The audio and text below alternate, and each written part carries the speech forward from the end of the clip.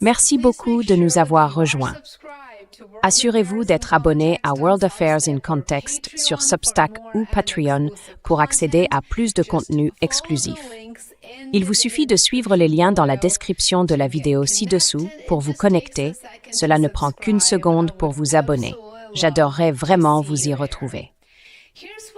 Voici ce qui vient de se passer sur l'or et l'argent et pourquoi il ne s'agissait pas exactement d'une correction normale. Vous vous souvenez peut-être qu'il y a plusieurs jours, le 30 janvier, le marché des métaux précieux a connu l'une des ventes massives les plus violentes de l'histoire moderne. Et oui, cela s'est produit il y a plusieurs jours, mais j'ai vu pas mal de désinformations circuler à propos de cet événement et des raisons qu'il explique.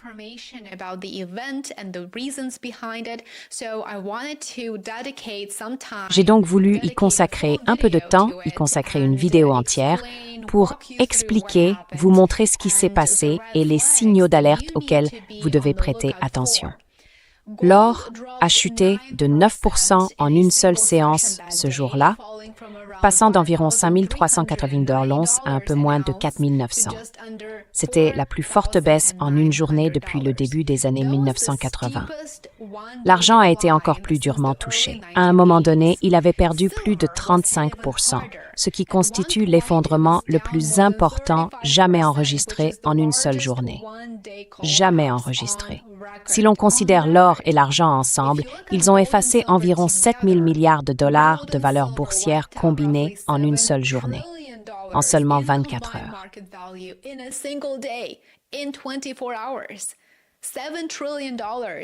7 000 milliards de dollars de valeur boursière se sont évaporés en 24 heures. Un tel mouvement ne se produit pas parce qu'un seul indicateur a surpris le marché ou parce que les fondamentaux ont soudainement changé du jour au lendemain. Il s'agissait d'un choc de positionnement, pas d'une réinitialisation fondamentale. Et pour comprendre pourquoi cela s'est produit, il faut regarder ce qui l'a précédé. En d'autres termes, il faut creuser un peu plus. L'or et l'argent ne faisaient pas que monter. Ils étaient en pleine poussée de momentum. Au cours de l'année écoulée, le prix de l'argent était passé d'environ 31 $ l'once à plus de 116 $ l'once, soit un gain de près de 280%. L'or avait presque doublé, passant d'environ 2 760 $ à plus de 5 400 $ l'once.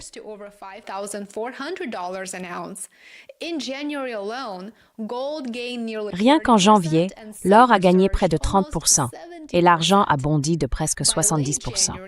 À la fin du mois, les deux marchés étaient extrêmement surachetés et c'est là qu'il faut commencer à prêter attention. Ils étaient saturés de positions spéculatives et soutenus par un sentiment de plus en plus euphorique.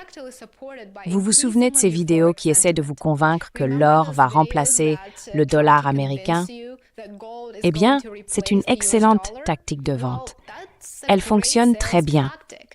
Certaines personnes en tirent des millions, mais d'autres se retrouvent à tout perdre. Et je dirais qu'il y a plus de ces dernières que de celles qui gagnent des millions.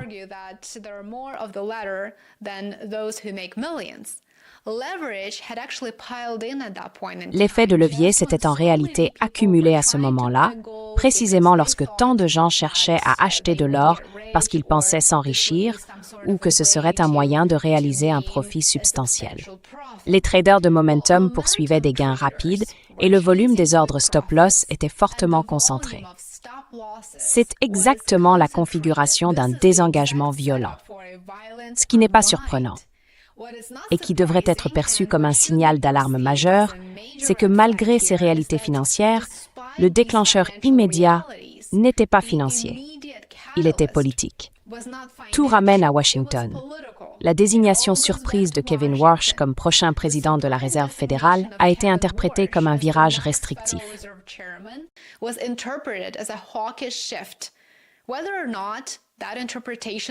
Que cette interprétation s'avère finalement correcte ou non est presque secondaire.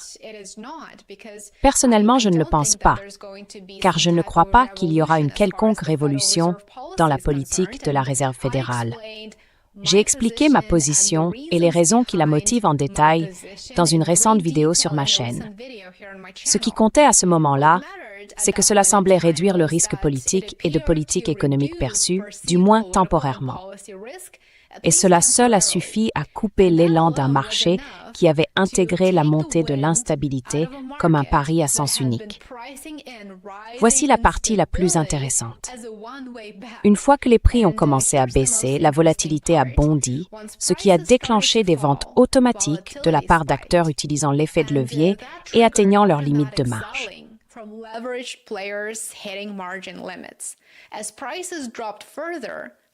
À mesure que les prix chutaient davantage, les ordres stop-loss ont été déclenchés, entraînant des appels de marge, ce qui a provoqué une liquidation forcée qui a accéléré le mouvement.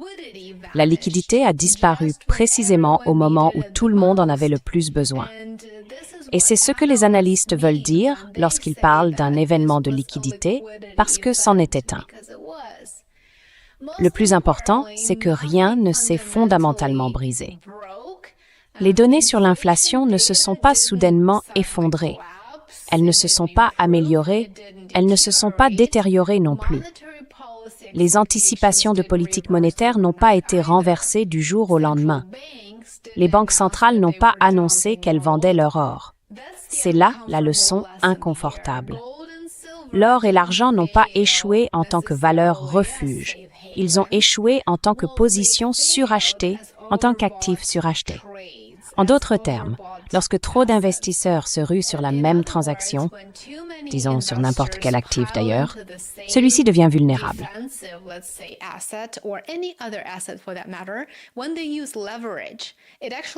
Lorsqu'ils utilisent l'effet de levier, cela cesse en réalité de se comporter de manière défensive, ce qui montre que même l'achat d'actifs refuges, même l'achat d'or, d'argent ou de platine peut être très très risqué pour les investisseurs individuels. Il faut savoir quand acheter, et si vous suivez ces soi-disant experts surestimés qui continuent de vanter l'or quoi qu'il arrive, vous risquez de perdre une grande partie de votre argent durement gagné pendant qu'ils profitent du fait que vous investissez dans la prochaine crise imaginaire. Maintenant, une autre question à se poser ici serait: le marché haussier de l'or peut-il réellement se poursuivre? Et la réponse honnête est que d'après tout ce que je lis, cela dépend. Voilà la réponse. Cela dépend. Regardons les deux côtés. Du côté haussier, si les banques centrales continuent d'acheter de l'or à des niveaux assez agressifs comme elles l'ont fait jusqu'à présent, le même point positif.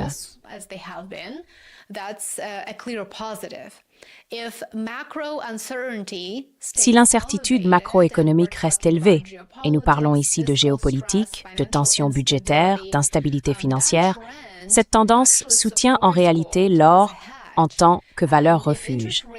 Et si les taux d'intérêt finissent par baisser, ce qui semble probable avec Kevin Warsh à la tête de la Fed, cela pourrait également favoriser les prix de l'or, comme cela a souvent été le cas historiquement.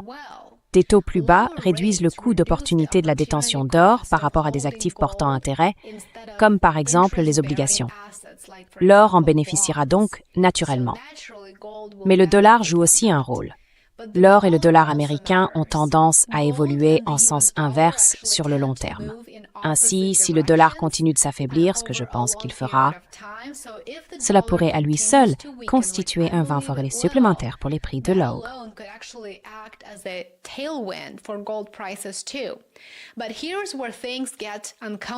Mais c'est là que les choses deviennent inconfortables. Et il faut prêter attention. L'or n'est pas exactement un actif pour s'enrichir rapidement. Je sais que c'est ainsi qu'on le présente souvent, mais ce n'est pas le cas. L'or n'est plus bon marché. Les recherches montrent que les prix de l'or ont tendance à revenir à leur moyenne sur le long terme. Lorsque l'or se négocie bien au-dessus de sa moyenne ajustée à l'inflation, les rendements futurs se révèlent souvent décevants. Nous avons déjà vu ce scénario. Par exemple, en 1980, les prix de l'or ont atteint des niveaux extrêmes, suivis d'une longue période de faible performance pendant la majeure partie des années 1980. Le même schéma s'est reproduit après le pic de l'or en termes réels en août 2011. Ce qui a suivi n'a pas été une simple baisse passagère, mais un déclin sur plusieurs années. De 2013 à 2015. Aujourd'hui, l'or se négocie à nouveau près d'un niveau record.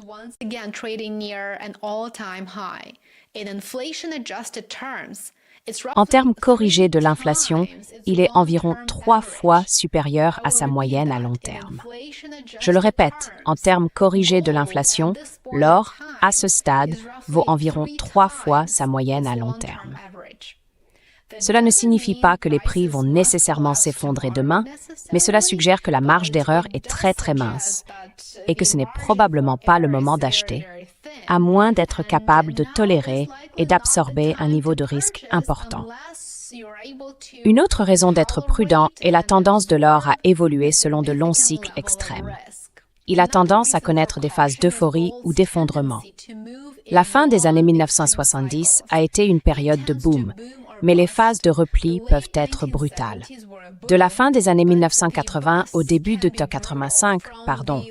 1995,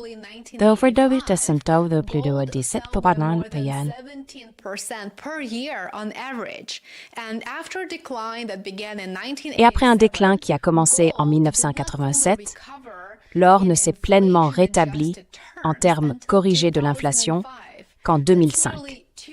Cela représente près de 2 décennies d'argent effectivement mort. C'est là que la réputation de l'or comme valeur refuge peut être très très trompeuse pour ceux qui ne font pas leur devoir. On considère souvent l'or comme stable, mais historiquement, il a été volatile. Cela tient en partie à ce qu'est réellement l'or et à ce qu'il n'est pas.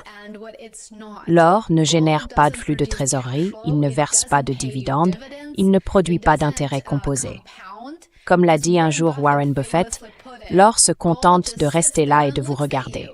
Et cela peut être exactement ce que vous recherchez si votre objectif est de préserver le pouvoir d'achat de votre argent en période d'incertitude.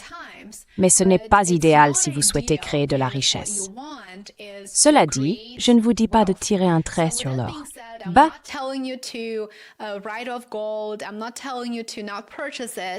Je ne vous dis pas de ne pas l'acheter. Mon point est le suivant. Faites vos recherches, faites vos devoirs et assurez-vous d'ajuster vos décisions en fonction de votre situation personnelle et du niveau de risque que vous êtes réellement capable d'assumer. Si quelque chose devait arriver, par exemple une chute comme celle que j'ai décrite au tout début de cette vidéo, est-ce que vous iriez bien? Seriez-vous capable d'y faire face et de continuer sans subir une perte importante ou sans que cela n'affecte votre mode de vie? Ce sont de bonnes questions à se poser et auxquelles il faut trouver des réponses. Merci beaucoup d'avoir regardé. J'espère que cette courte vidéo vous a intéressé et que vous y avez appris quelque chose de nouveau. Je l'espère sincèrement. N'oubliez pas d'aimer, de vous abonner et de partager si ce contenu vous plaît et j'aimerais beaucoup vous retrouver demain. Prenez soin de vous.